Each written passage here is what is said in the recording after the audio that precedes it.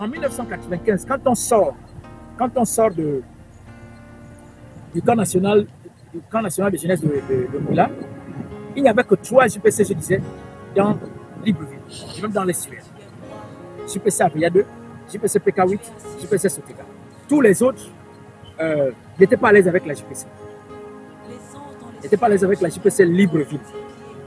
Ils étaient à l'aise avec les JPC de l'intérieur du pays, mais pas celles de Libreville.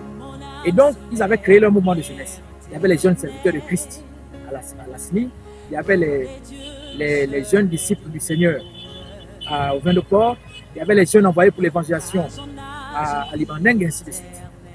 Et donc, quand on sort du camp national de jeunesse de Lambaré, de Mila, 1995, mes responsables à VIA 2, le JPC, l'ancien Emmanuel Ibundu et le président Guy Michel Molongi, qui nous a quittés en 2024, ils m'ont demandé, comme j'avais prêché à Mila, ils m'ont demandé d'organiser une campagne d'évangélisation pour le mois d'août 1995. C'est-à-dire fin août et septembre 1995. Je suis allé prier, comme je vous ai dit tout à l'heure.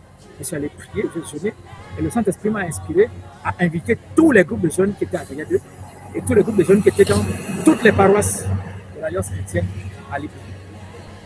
Et donc, je suis allé en parler avec mes leaders, le frère Michel Moulombi et puis l'ancien Emmanuel Ibundu. Ils m'ont donné leur accord de principe.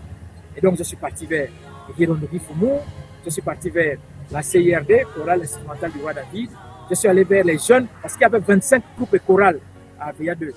En fait, c'était une stratégie d'évangélisation du pasteur Tivi. Il a créé une église multiculturelle, Cocotier d'abord, à VIA 2 ensuite. Et donc, chaque groupe était ethno-linguistique, et c'est comme ça qu'on évangélisait les ethnies.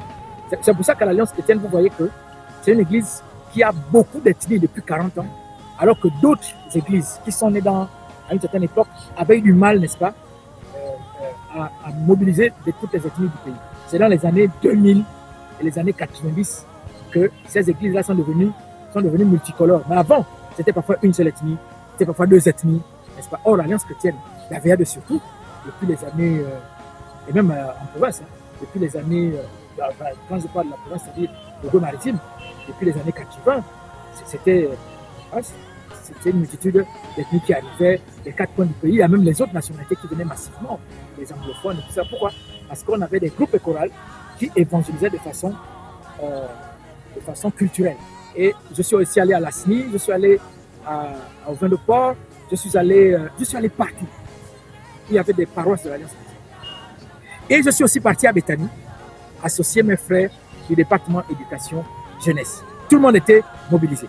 Malheureusement, il y a eu l'accident du carrefour Charbonnage, ce qui a conduit même à la création du feu rouge. Donc, les gens de Béthanie partaient prier et ils ont été fauchés. Le véhicule a été percuté par un camion. Il y a 3 personnes qui sont mortes. Et donc, l'église Béthanie était en deuil. Ils n'ont pas pu organiser la campagne avec nous. Donc, on a organisé cette campagne-là entre jeunes de l'Alliance chrétienne. Le prédicateur, c'était Alphonse Bimba, qui sortait à peine du centre de formation missionnaire de Béthanie. C'était un gars de JPC. Et le président d'honneur, c'était le pasteur Bruno Koussou, qui rentrait de Bamako, où il avait été formé au centre de formation de l'Ordre suprême, sa spécialité en implantation d'église et en croissance de l'église. Et donc, on a organisé la campagne. J'étais le président. J'ai fait mon comité. Mon vice-président au départ, c'était Émile Bibalou, qui est pasteur aujourd'hui. Je pense qu'il est à la CNI, quelque chose comme ça. Mais Émile, après, il a dit non. Il n'est pas convaincu. Et donc, j'ai choisi Steve Yonji. Il y a Yonji Steve, qui était vacancier. Il venait de Franceville ou de Konja, je pense. Donc, il était vice-président. Secrétaire général, c'était Mabiala Innocent. Lui, c'était le mobilisateur. Ouais, mais il venait du lycée technique, filière F4. Donc, le bois, le BTP, tout ça là, construction. Et lui, donc, écrire, c'était pas trop son truc, mais lui, c'était un grand mobilisateur.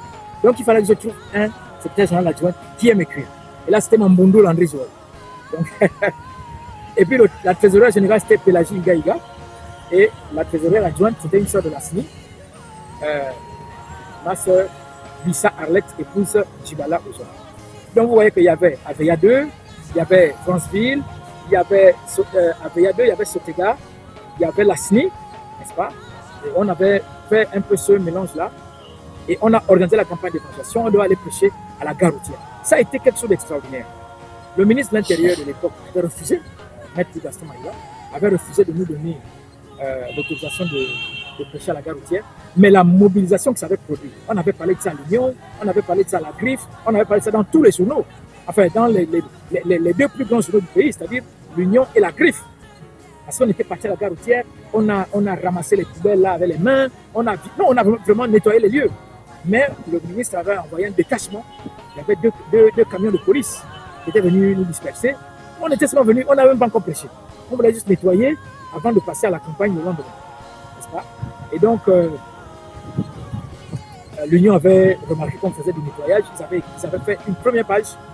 Ils ont parlé de nous, la première page de l'Union. La Griffe aussi avait parlé de nous. La Griffe, c'était le plus grand journal d'opposition. N'est-ce pas? Et ça a été des moments extraordinaires. Et quand on est sorti de là, c'est ça qui a créé la décentralisation. C'est ça qui a produit la décentralisation. Où JPC Aveya 2 s'est répandu partout. Et les groupes là, qui étaient dans les différentes paroisses, ont accepté de fusionner avec JPC. C'était fin 95, n'est-ce pas? Des frères comme Dumongue et Franck Alex sont allés à la SNI avec Mangaboula Jude, qui devient pasteur aujourd'hui. Ils sont allés à la SNI avec Moussadji, on l'appelle Sadio. Donc ils sont allés à la SNI, d'autres sont allés au PK8, d'autres sont allés à Aveya, un peu partout, n'est-ce pas, à Libanais. C'est comme ça que la JPC est née. C'est le camp de jeunesse qui a produit Gare routière 95, qui a produit la décentralisation. Donc en fait, un camp de jeunesse peut avoir un impact avant, peut avoir un impact pendant, peut avoir un impact après. C'est vous les jeunes qui décidez de l'impact que vous voulez donner à votre convention nationale de jeunesse. C'est vous les jeunes qui décidez. Moi, je n'étais pas président, je n'étais pas membre du bureau du JPC. J'étais un frère du comité d'évangélisation. J'étais responsable adjoint du comité d'évangélisation de JPC Aveya 2. Je n'étais pas autre chose de plus que ça. Mais j'ai obtenu la confiance de mes leaders parce qu'ils ont vu qu'il y avait un charisme, parce que je manifestais la grâce de Dieu, n'est-ce pas? Et ils m'ont fait à 22 ans. Quand vous voyez des adultes comme ça, vous faites confiance, vous avez 22 ans, en 95. Et que ce que vous avez fait produit la décentralisation, produit la création des JPC. Mais c'était extraordinaire, c'est là où sont nés en fait, c'est là où est née la coordination régionale des JPC dans l'estuaire, n'est-ce pas? Et le responsable, c'était Guy Michel Moulungi. Il avait quitté la présidence de JPC Aveya 2, il est devenu coordinateur régional. Aujourd'hui, mais je suis très heureux et très fier de ce que nous avons accompli en tant que jeunes dans nos jeunes années. Voilà.